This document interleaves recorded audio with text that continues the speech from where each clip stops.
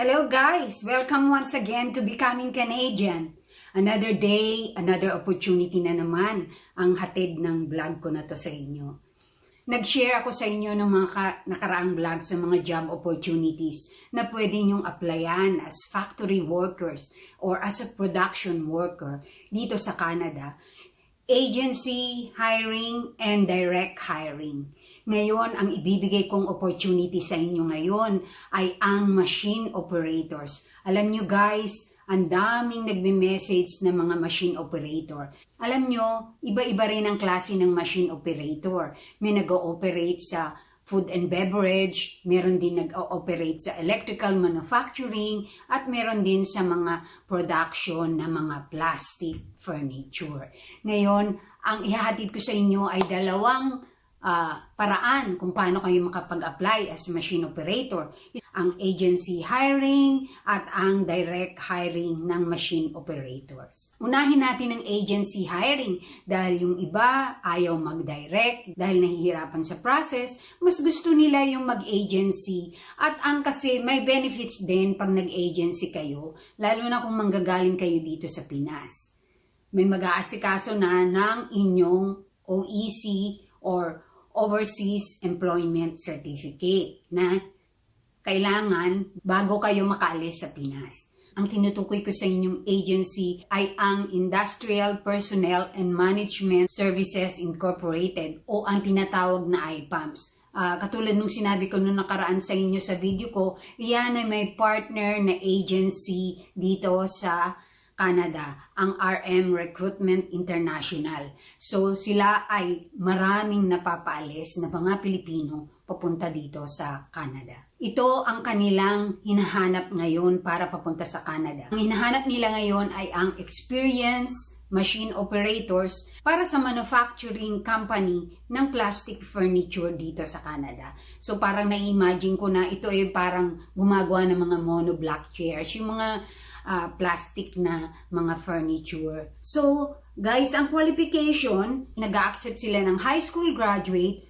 o ALS certified. Must have a minimum of 2 years current experience in operating in an extruder machine, plastic injection, CNC machine, and manufacturing robot. So, kailangan ito, minimum. Ibig sabihin, ang pinakamababang experience ay 2 years. So, yung mga nagtatanong sa akin dyan na may experience as extruder machine operator, ito na ang opportunity na hinihintay nyo. Ang next na qualification, can speak basic English. So, guys, hindi nila in-emphasize dito kung kakailanganin nyo ng IELTS. Pero, pag may IELTS kayo, it's a plus. Kaya, dapat sa interview, marunong kayo mag-English, so isa yun sa tinitingnan nila. Ang iba pang requirements ay must have a valid passport for more than 3 years. So kailangan yung passport nyo ay may validity pa ng 3 years or more.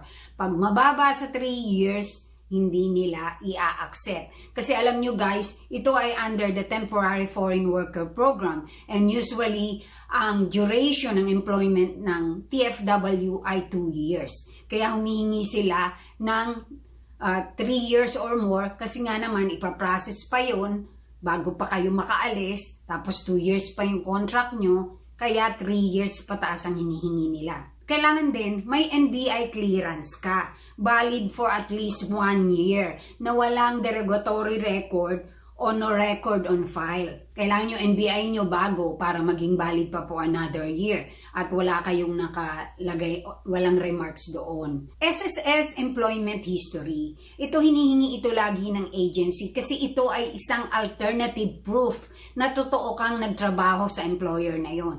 So hindi pwedeng mandaya na kunwari nagtrabaho ka doon sa employer, tapos nakagawa ka ng certificate o nakakuha ka ng employment certificate pero hindi pala talaga galing sa employer yon. Kaya nangihingi sila ng employment history para makasigurado sila na meron kayong paid experience sa ganitong trabaho. At birth certificate nyo kailangan din PSA or older copies. And last but not the least is the PO certificate. So na-vlog ko na the last time kung paano kayo makakuha ng PIUS certificate online. Iyon ang pre-employment orientation seminar, which is magkakaroon kayo ng certificate at meron din kayong makukuhang number from POEA. So ang IPAMS ay may 3 options ng pag-a-apply.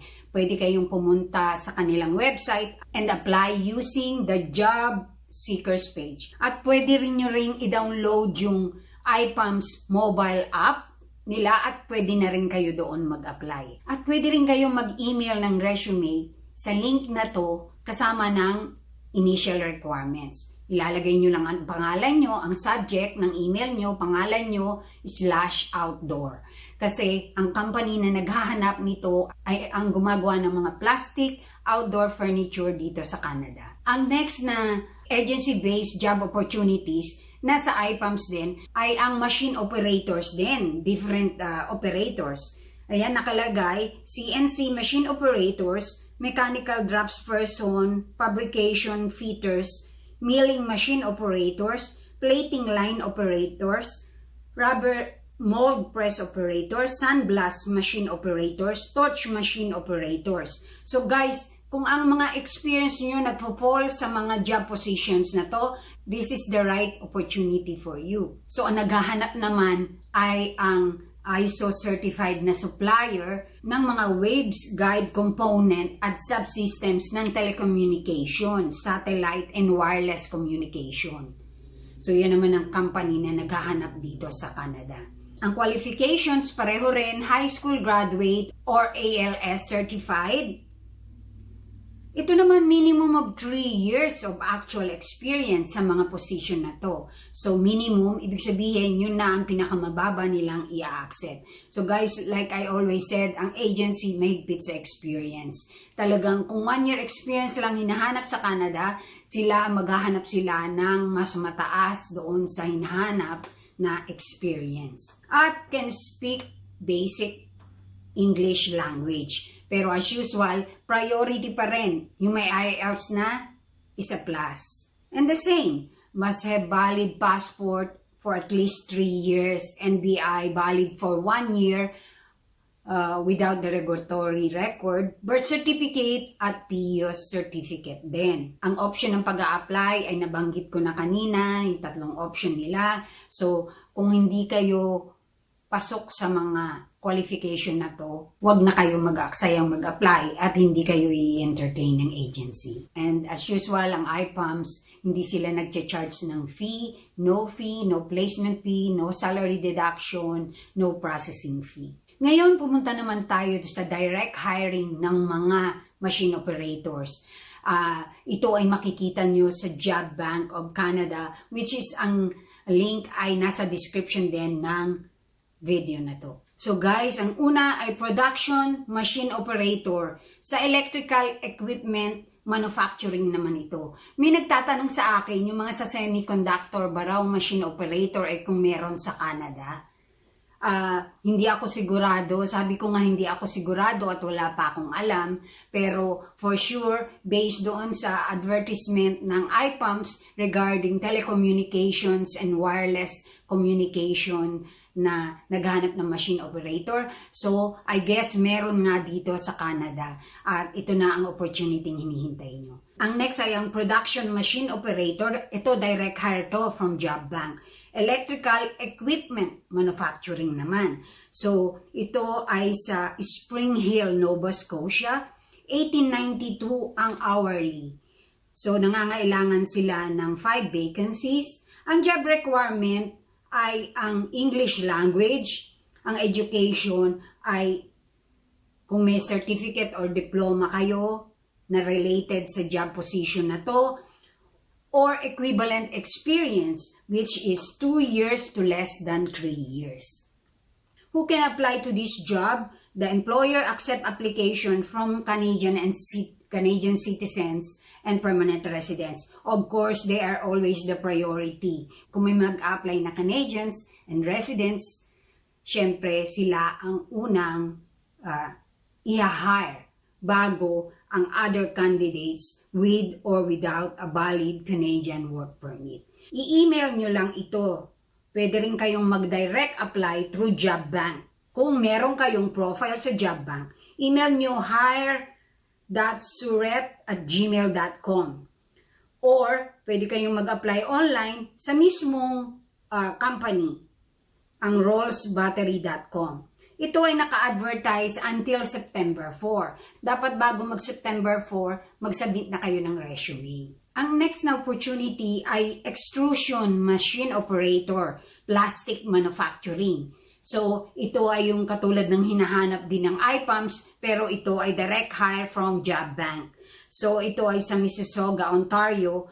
Ang salary naman ay $16.50 per hour for 40 hours per week. Meron naman silang 12 vacancies. So, ang job requirement ay English language. Ang education ay secondary high school graduation certificate or equivalent experience. Kung matatandaan nyo, ang IPAMS agency ay naghahanap ng high school graduate or ALS certified. So, pwede na yon. Ang experience ay 1 year to less than 2 years. So, yan ang pinaka-job requirement. So, who can apply to this job? So, kabilang din kayo dito, other candidates with or without a valid Canadian work permit. So, show how to apply by email, brett@masternetlimited.com. At meron din silang telephone dito para dun sa mga nandito na sa Canada. Ito ay naka-advertise sa JobBank hanggang September 16. So guys, kung mag-e-expired ang ads sa JobBank, bumalik lang kayo sa JobBank at tingnan nyo, baka wala silang nakuha, mag-a-advertise uli sila. Kung wala nag-apply sa kanila sa loob ng period na yun, I'm sure na magpo-post uli sila dito sa JobBank. Next is another extruding machine operator, plastic manufacturing din. Ito naman ay hinahanap ng Cosclip Manufacturing Limited. Ito ay sa British Columbia, sa Port Coquitlam. So, mas mataas ang sweldo nito dahil ito ay nasa BC. So, it's 20.70 cents per hour for 36 to 42 hours per week. So, meron naman silang 5 vacancies. So, ang job requirements, marunong kang English, secondary high school graduation certificate, at ito naman, ang experience na hinahanap nila ay 3 years to less than 5 years. Who can apply to this job? Other candidates with or without a valid Canadian work permit. So, how to apply? By email, jobs@cosclip.com. Ito ay naka-advertise hanggang September 16 din, dito sa JobBank. Ang next ay ang plastics molding machine operator. Yung may mga experience sa inyo sa molding ng plastic, ito na ang hinihintay nyo. Ito naman ay in-advertise ng Culatron Corporation sa Ontario. So, $19.50 ang hourly for 35 hours per week. At meron namang silang 10 vacancies. So, English language and secondary or high school graduation certificate at experience, wala silang nire-require na experience. It says here, will train. So, they will just train you. Who can apply? The same thing, other candidates with or without a valid Canadian work permit, pwede nyo itong applyan. Paano ang mag-apply? Mag-email lang kayo sa jobs.culatron@gmail.com. Ito naman ay naka-advertise hanggang September 22. Next is plastics machine operator. Ito naman ay in-advertise ng Concept Plastics Limited sa Ontario din. So, ito naman ay annually 33,500 annually for 30 to 35 hours per week. So, 33,500 a year ang salary. Ito ay more or less $17 per hour. So, may 10 vacancies naman sila at ang job requirements ay English, high school graduation certificate, at no experience required. Who can apply to this job ay other candidates with or without a valid Canadian work permit. So, how to apply? You just have to email jobs.conceptplastics@gmail.com. Ito naman ay naka-advertise hanggang September 22. Ayun, nagbigay ako ng mga ilang direct hiring at marami pa sa JobBank. pumunta lang kayo sa job bank at i-type nyo lang machine operator, production, or manufacturing. At marami kayong makikitang results sa searches nyo. Yung mga binigay ko sa inyo, ayun ang mga direct hiring. At kung sakaling ma-expired na yung ad na yon, mag-browse lang uli kayo sa job bank. Again, thanks for watching guys. At doon sa hindi pa nakaka-subscribe, dahil na po nako, 81% ng mga nanonood ng videos ko ay hindi pa nakaka-subscribe.